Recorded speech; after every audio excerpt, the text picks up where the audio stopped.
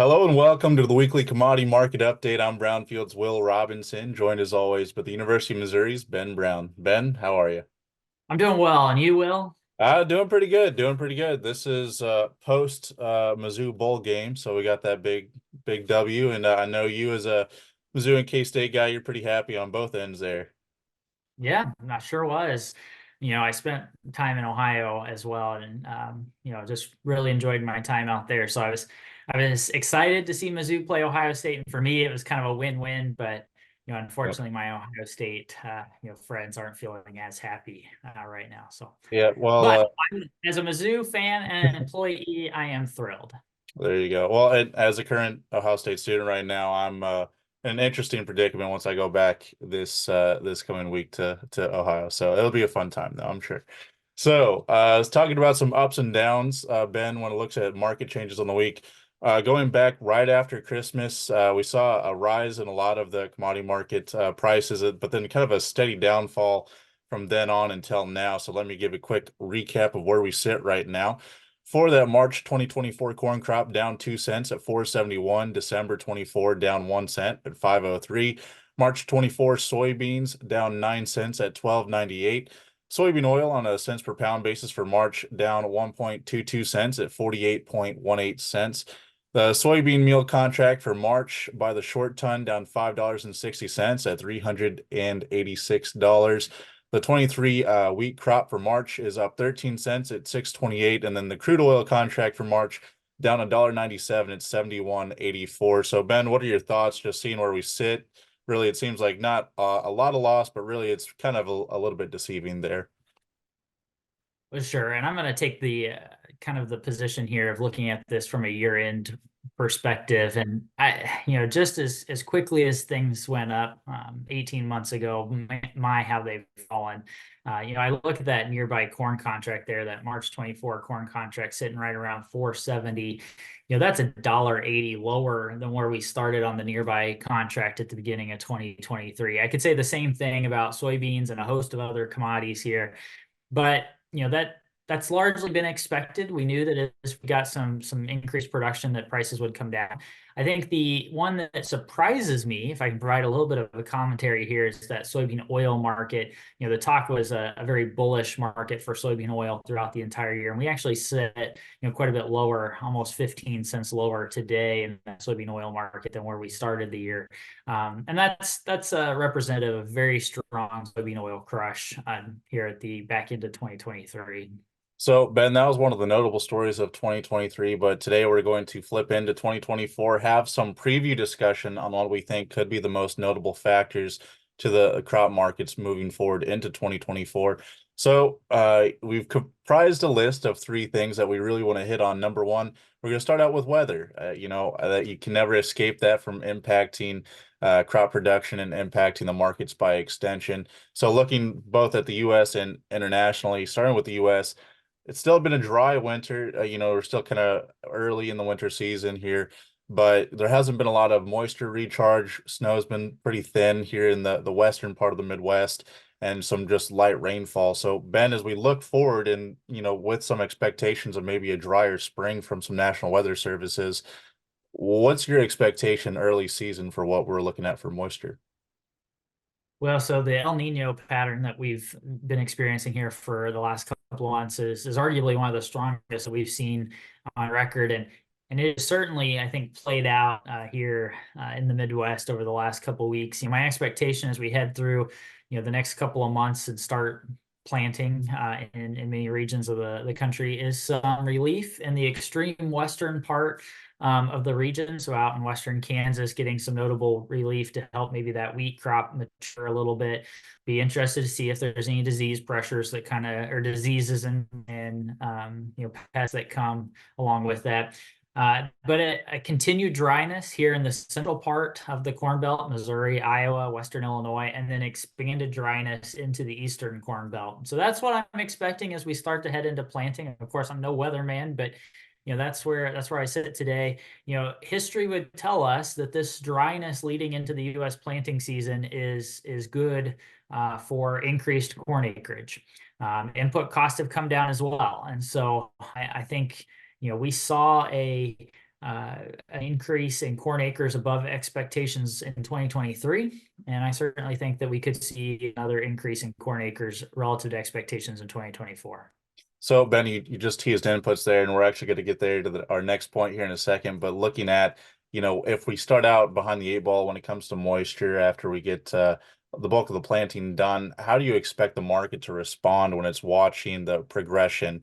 Oftentimes we don't really start heavily seeing some drought pressure until the July, August period, depending on if you're looking at corn and soybeans. But if you start low early, what are your expectations for what tone that sets for the market?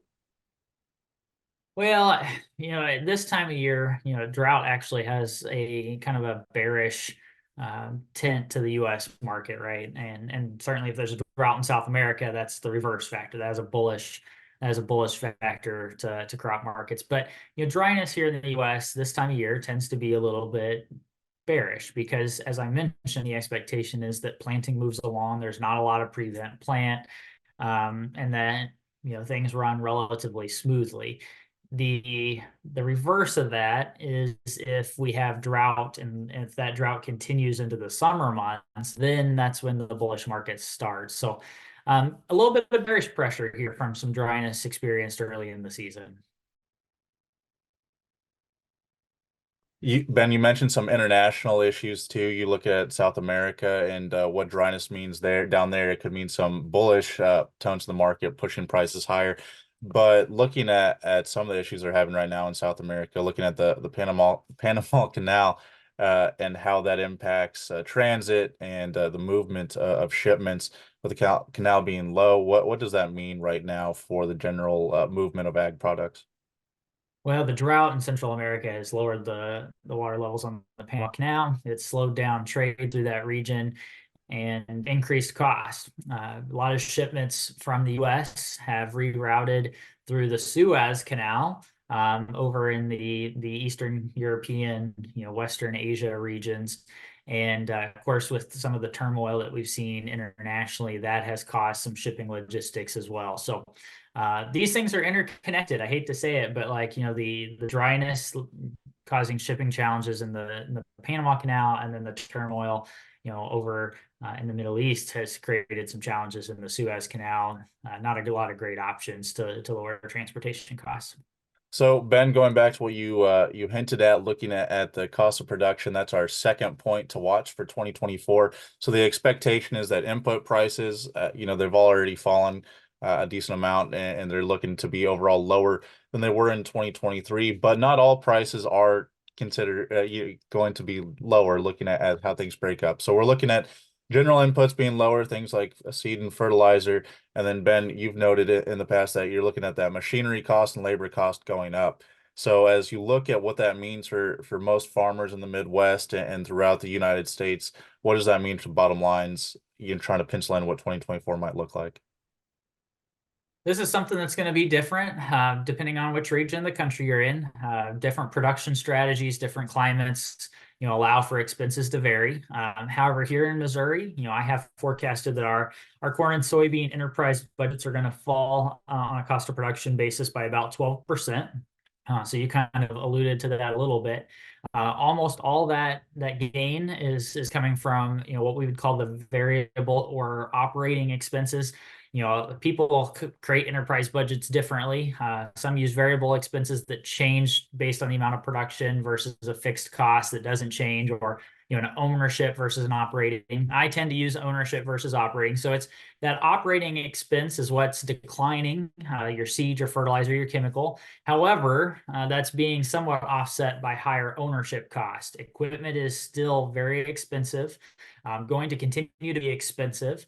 Labor has always been a challenge, but again, we're seeing that labor market start to heat up again, or remain hot. And then finally, interest expenses. When we talk about putting in a crop and taking out an operating loan to put in a corn and soybean crop, we're looking at almost double the operating expenses this year for 2024 than what we saw in 2023. And then Ben, jumping on to our last point, a little bit of a wild card, looking at general global political state, the state of the general globe as we move forward. 2024, we have an election year coming up. You have ongoing tensions, between Russia and Ukraine, tensions with China and Taiwan, and then other tensions in the Middle East, as you noted earlier. So lots going on. Ben, how do you get a read on what this could do for, crop markets? You think as maybe some shipping issues arise that could push prices higher if things are getting moved around in a steady fashion? Oh, Will, I don't even know where to begin to answer this question. Nor do I think we have enough time remaining in this episode to kind of cover everything to the level it deserves. Maybe this is a whole different episode. You know, the US and especially our agriculture economy is so dependent, well, on international markets. The majority of the world lives outside the United States. That is not something new. That is not a bright idea I just had, right? That is a fact, and we all know it, right? And we continue to feed those populations. However, global turmoil and global tensions and policy really do unfortunately cause probably the biggest impact to agriculture producers here in the United States because we're an export market. We depend a lot on international buyers, and we're an easy target. I use easy kind of in air quotes there a little bit to not downplay the role of the U.S. farmer, but just from the standpoint that we tend to get caught up in these international disputes. A couple of examples. I'll give a couple of quick examples. Right now, with the immigration issue that we're having on the southern border, just over the last week, we've seen 2 railroad crossings closed due to an increased flow of migrant workers. Those railroad crossings are important to U.S. corn producers because we send a lot of corn to Mexico, primarily by railroad. You highlighted China and the tension we have over Taiwan, Russia and Ukraine in the Black Sea region. We've already touched on the shipping canals through the Suez Canal, given the low water on the Panama Canal. Right, all these things do impact U.S. producers. And it can be frustrating because it might not seem like there's anything a U.S. producer can do, that we're just taking the brunt end of the force. But it's important to remember our why. We're here to feed the world. And as long as we keep that in mind, I believe that product will find its way and that will continue to exist. But it is a challenging subject. All right, Ben. So winding down as we look forward into the first week of 2024, what do farmers and ranchers need to be paying attention to? Yeah, so there's a lot of stuff coming out here at the beginning of 2024. Namely, I think a couple of things that I'm very interested in. We're going to get some updating crushing numbers for the month of November here to start the year. I think that's going to help give us an idea of the demand picture of U.S. grains heading into the winter. And then finally, a couple of private estimates for South America in terms of their production. We've seen South America corn and soybean production kind of trend lower here over the last couple of weeks. This is USDA's turn to kind of weigh in and give some clarity maybe to that market as well. All right, Ben, thank you for your information and knowledge on the program. It's always a pleasure. Viewers, listeners, if you'd like to learn more about us, what we do, or our sister program, the weekly livestock market update, you can check us out at brownfieldagnews.com. Ben, thanks again. I'm Will Robinson on Brownfield.